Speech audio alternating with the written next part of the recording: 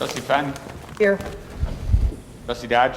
Here. Trustee Calandrella. Here. Trustee Healy. Here. Trustee Katsinas. Here. Trustee Malani. Here. Mayor Pico. Here. Rise for the pledge. I pledge allegiance Allegiance to the flag of the United States of America and to the republic for which it stands, one nation, under God, indivisible, with liberty and justice for all.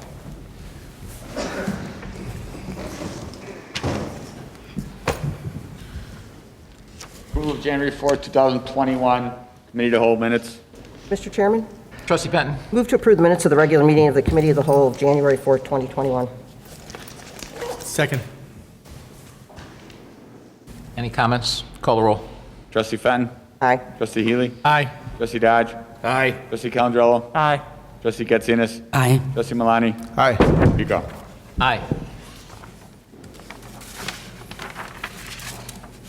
Sponsorship appreciation, Four Seasons Heating and Air Conditioning, body worn camera contribution.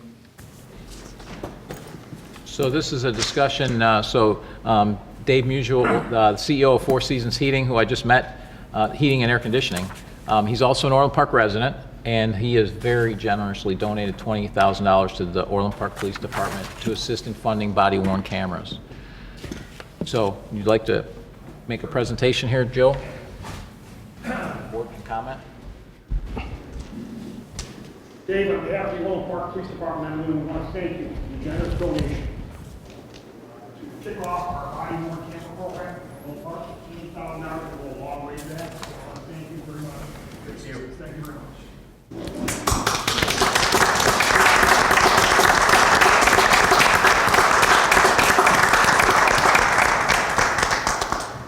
You want to say a few words? Well, I just wanted to do a little part for my family, for my community. I have a large family, and a lot of them are in law enforcement, and I just thought to myself, this is where I resided for the past 20 years. I always say, man, I got to slow down a little bit. There's a lot of cops out here.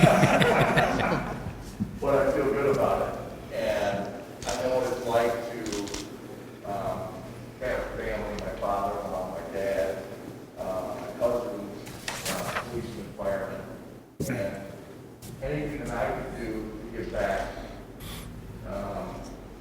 to honor them and everybody here in Orland Park that goes to work each and every day and wants to go home safe to your family. I was like, you know what? This money, I hope, will help assist and protect police and the public. And it was just a little donation that I hope helps our town and our community. And I appreciate that every day for what they do. Thank you.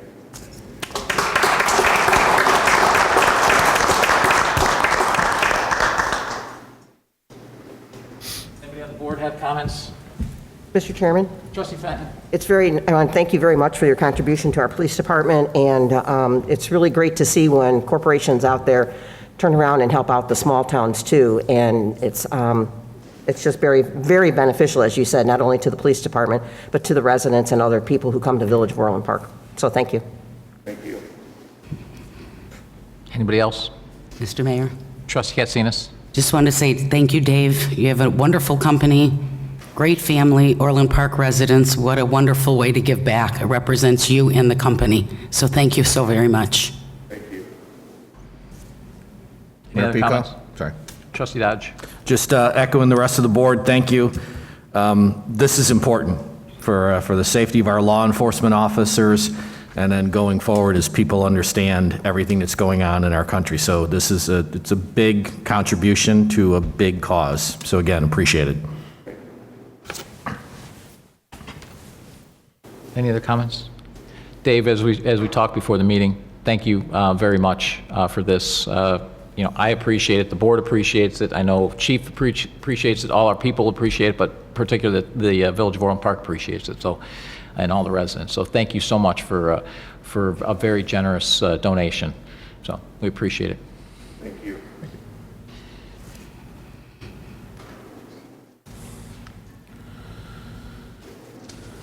Adding any negligent, intentional, or malicious acts to the disruption of utility service. Mr. Chairman, Trustee Malani? I move to recommend to the Village Board to approve an ordinance entitled an ordinance amending Title 6, Chapter 7, Section 672 of the Orland Park Village Code in regard to disruption of utility service. Second. Are there any questions or comments? Could you give us just a brief overview of this? Currently, we have an ordinance in place that it's for disruption of utility services underground. This is for disruption of utility services above ground. More specifically, if a contractor is on our water tower, they're working on their cell tower equipment, and somehow they disrupt our police equipment. This is just another avenue for just going after them for that. Okay, thank you. Call the roll. Trustee Malani? Aye. Trustee Katsinas? Aye. Trustee Fenton? Aye. Trustee Dodge? Aye. Trustee Calandrello? Aye. Trustee Healy? Aye. Mayor Pico? Aye.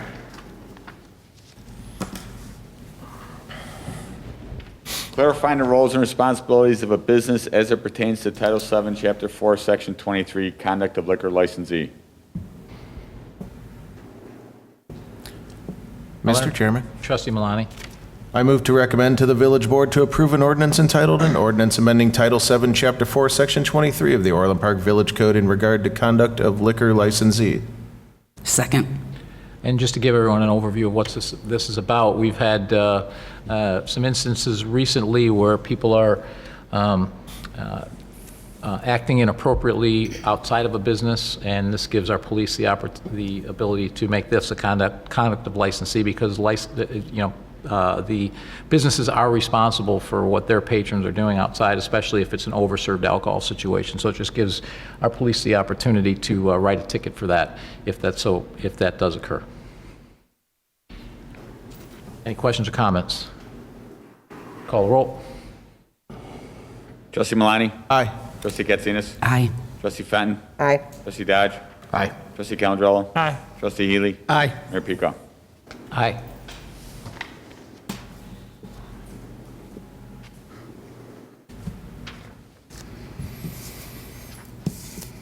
Ball field fence banner sponsorship program.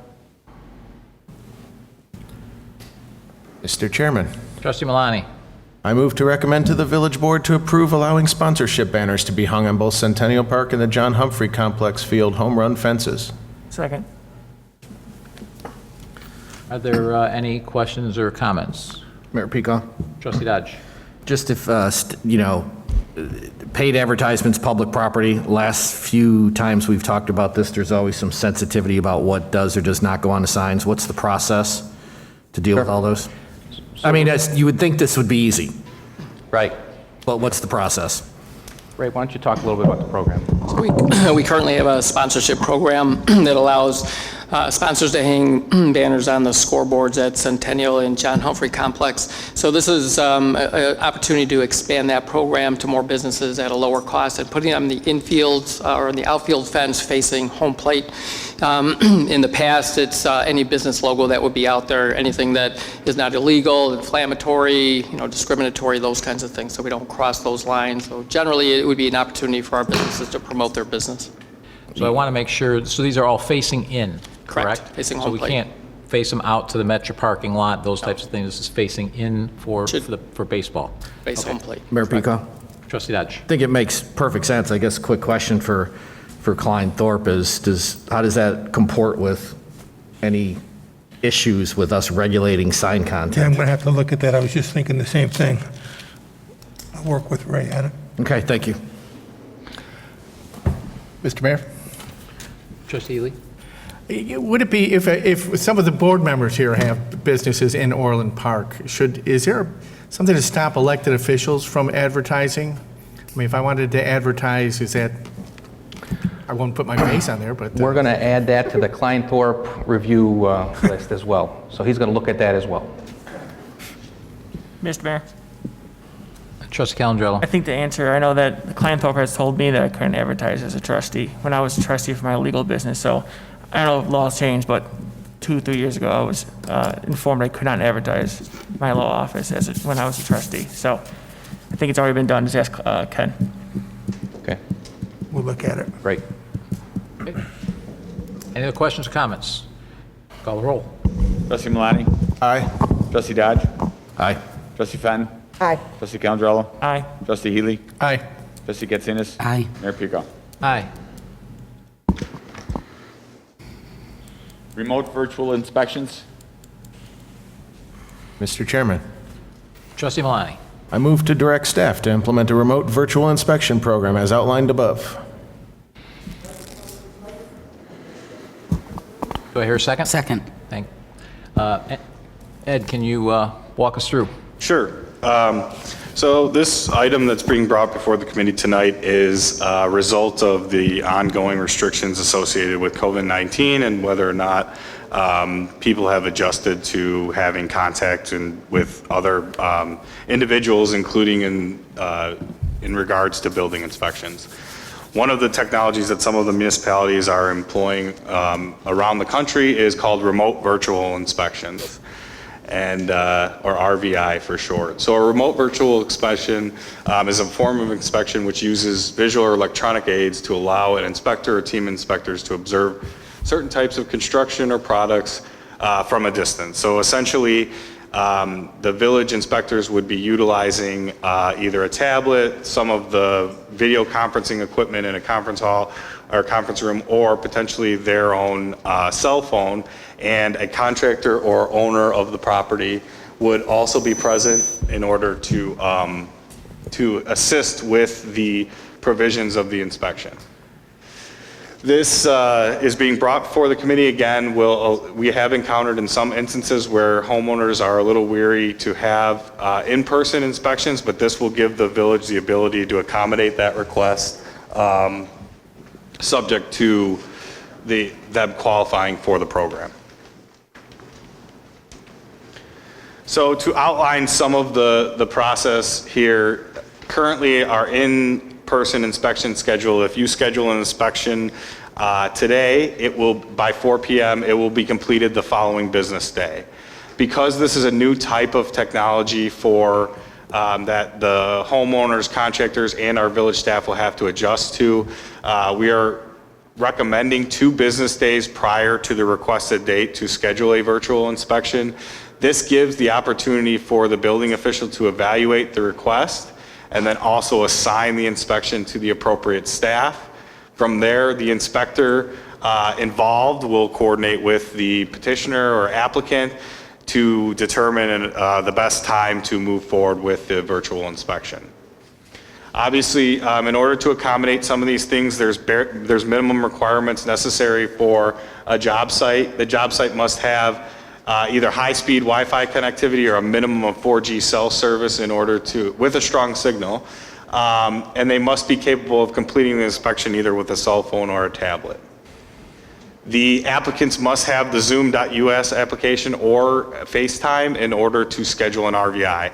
As we further evaluate the process, we may be expanding these, but these are the ones that would be compatible with the village staff currently. Important to note, the purpose of the inspection is to maintain that safety and the code requirements are enforced. So if at any point the inspector believes that the remote aspect of the inspection is not being completed to the level, the quality that would be in person, they have the opportunity to suspend it and reschedule it for a in-person building inspection, or depending on the trade. So attached in your packet outlines some documents that will be provided to the homeowners and contractors that are looking to schedule these inspections. We will give guidance on scheduling, how to appropriately prepare for a remote virtual inspection, some general tips for a successful inspection, and then what currently we would recommend would be eligible for this type of virtual inspection, and then an acknowledgement form that the petitioner would have to complete.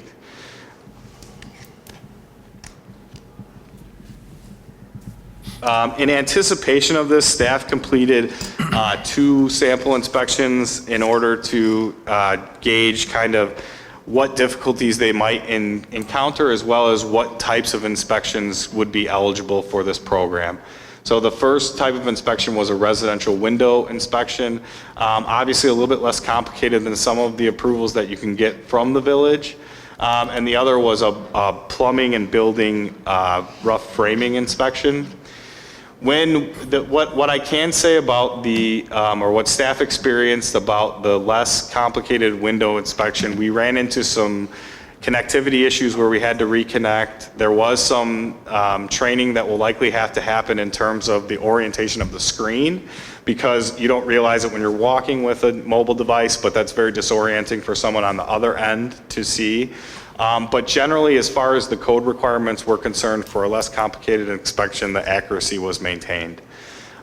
When we started to get into a higher level of detail that was required for a more complex inspection, there was definitely some issues with verifying the type of pitch for a pipe that was necessary, as well as there are smaller markings and gauge of wire that could be difficult to view via this virtual method.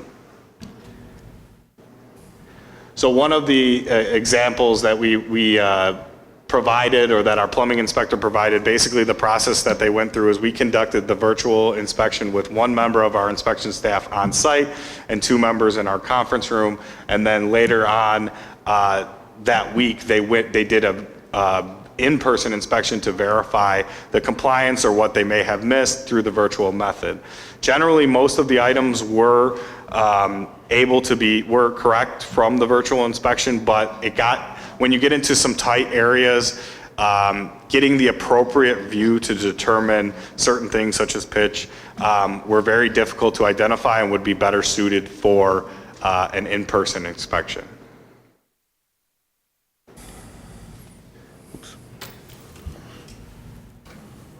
So currently, included in your packet, we've provided a list that we will advise. Most are residential final inspections, some preliminary inspections, but they're things that can be accomplished with, that we believe we can maintain accuracy of the inspection by doing it via the virtual method. And as we evaluate this process, we may adjust this list depending on the types of things that we encounter. And if there are those that aren't listed, a resident applicant contractor will have the opportunity to request virtual inspection of those that aren't listed, but it would be evaluated by the building official to determine if it's appropriate or eligible. And I'd be happy to ask or answer any questions that you may have. Anybody have any questions? And I've got a question. Yes, sir. Are these recordings, are they saved on our hard drive? Currently, we hadn't anticipated that due to the size, but what we would do is similarly like we would do an in-person inspection, follow up with a field correction notice, but not necessarily the video. So the video is not going to be saved at all or anything? This is just an introduction to the program, but the concerns that have been brought up with that are just the size and then how long you're keeping those. Right. Okay, thanks. Yep. Any other questions? Mr. Chairman? Trustee Dodge. A couple of questions. On the waiver of liability form, certify making available site and inspection items faithfully to best of my ability. What's our process check to make sure that where they say they're showing you the images from is actually the site they're at? So to answer that question, in the outline of what to do with there's also guidelines that are provided to our inspector, and we've come up with a format for them to identify the exact location by showing the street address, the location, the unit number, and any other distinguishing characteristics, so that they are aware that they are at the location that currently has a valid permit. And then also, when we did the inspection previously, we had them show us a copy of the permit card so we could verify that. Okay, got it. And then building off of Trustee Healy's question, do we have a formal policy on how we're going to protect that data, how long it's going to keep it, and is it a FOIAble public record now? So currently, the option exists to record those or to just conduct it via a video conference. So because it's being conducted via video conference doesn't necessarily mean that we have to record the results of the inspection. So I guess my question then is, probably Klein Thorpe needs to weigh in here. What exactly are we keeping? Because to the extent that you keep images from inside of somebody's home, and that's a public record, what is our information protection policy? So, Ed, when you folks go on an inspection right now in person, they don't take video. No, Right. My recommendation for that would be that this just replaces whether we conduct the inspection either on site or virtually where it's streamed, but that the video itself is not saved as a record. So the record of the inspection, if I'm getting you right then, would be written just like it is currently, so there wouldn't be any video recording or Correct. storage. It would just be, the inspection record would be just like it is now, just written. Is Good that to know. correct? I think that needs to be clearly articulated. And then how long do we anticipate this? Because I don't think there's anything wrong with trying this program. Yes. Well, the word is trial. So what's the evaluation date to say this is working? And there's a lot of dimensions of it's working, and then kind of, let's just say that 6 months from now, we're all thinking new normal and we're AV. Instead of before COVID, we're now after vaccine. How long is this program intended to last? This is going to be a trial program. We're going to see how this goes, but that's the trend nationally is to go permanently to having remote virtual inspections. So we'll see how it goes for us, but the communities that have previously rolled this out, and they rolled it out even before COVID, they've gone all in and they're using this as an option going forward. I think it's worth trying. And then it looks like we are going to do this either via Zoom or Facebook platform. So are we sending out the Zoom link so that it can be a lengthy video inspection? Yes, the intent would be that we would send out the Zoom link. That's where the extra time for scheduling comes in. Okay, so then we obviously have solved the time problem on Zoom. And then I guess just broadly, if we're forcing somebody to use a Facebook or FaceTime, do we have a policy, or is our policy silent about the data collection of any applications or technology we're mandating to use this program on somebody's phone? So they have a choice. They have the Zoom or Facebook. Both collect data. Yep, and any other proprietary apps collect data too. So there are apps out there that we could. But we don't force anybody to engage a public service to pick two commercial apps. And we're not forcing anybody to do the remote virtual. I'm asking you these questions just to get it on the record. I think this needs to be baked in, that the entire program is optional, but it's on them if they choose to use another platform's technology and they forget to turn it off and all of a sudden they're leaking their geolocation data to everybody. I just want it made clear to the people of Orland Park, this is your option.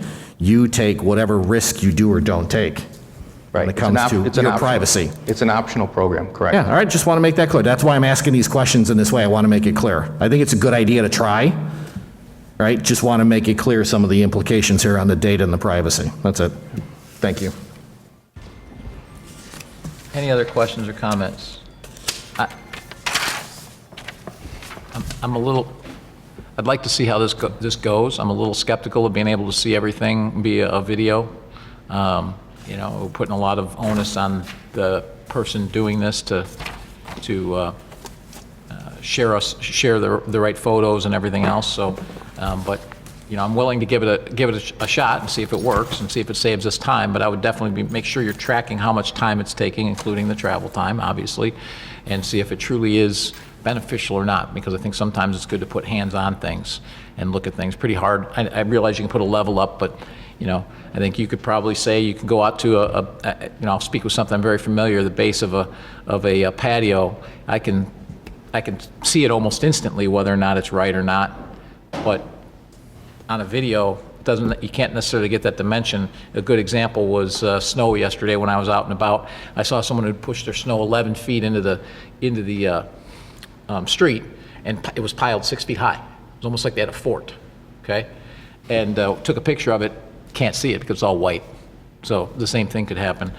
So let's just make sure that it works and make sure we're really QCing the time that it's saving us and all of that, and make sure that it's being effective. Will do.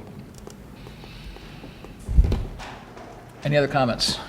Call the roll. Trustee Malani. Aye. Trustee Katsinas. Aye. Trustee Fenton. Aye. Trustee Dodge. Aye. Trustee Calendro. Aye. Trustee Healy. Aye. Mayor Pico. Aye. Non-scheduled citizens and visitors, anybody? Nope. I'll take a motion to adjourn. So moved. Second. Call the roll. Trustee Fenton. Trustee Katsinas. Aye. Trustee Dodge. Aye. Trustee Calendro. Aye. Trustee Healy. Aye. Trustee Malani. Aye. Mayor Pico. Aye. I just want to, this is Ahmad's last meeting before he moves on to his next organization and gets his promotion. So I want to thank Ahmad for his service to Orland and wish him the best of luck going forward.